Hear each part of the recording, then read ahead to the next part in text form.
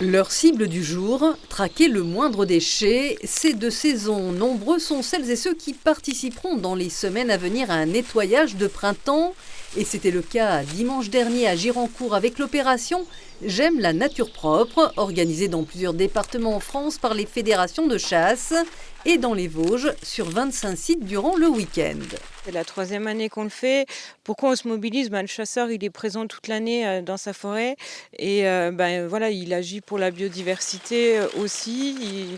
Ça fait partie des gestes du quotidien du chasseur, de ramasser ce qu'il trouve en forêt. La chargée de mission environnement à la Fédération de chasse des Vosges a pu compter du côté de Girancourt sur 80 bénévoles qui, comme David et Aurélie, auront arpenté toute la matinée un vaste périmètre autour du stade.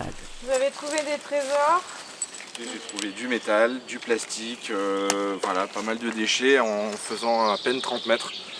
Donc c'est quand même juste hallucinant quoi, de voir ce qu'on trouve dans nos forêts plus près. Alors, beaucoup de canettes, voilà, dans un piteux état. Elles ont déjà de l'âge. Bon, après, c'est sûr, ça se détériore vite quand même. Essentiellement des canettes. Voilà, au niveau du ruisseau, là-bas. La jeune génération s'était aussi mobilisée. Il y a beaucoup de déchets dans la nature, je trouve. Les gens polluent beaucoup. C'est bien qu'on ait trouvé ça, mais en même temps pas bien, parce qu'il y a beaucoup de déchets dans la nature, et ça, c'est pas normal. Et du coup, on permet aussi qu'il y en ait moins. Et les déchets se ramassent toujours à la pelle, un constat valable également sur les remontées des différents sites. Voilà, on a des décharges sauvages de pneus, on trouve vraiment de tout.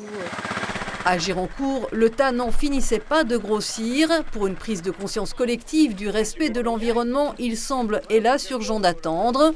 Bilan de l'opération J'aime la nature propre dans le département, 19 tonnes et demie de déchets collectés grâce à la bonne volonté de 250 enfants et 640 adultes.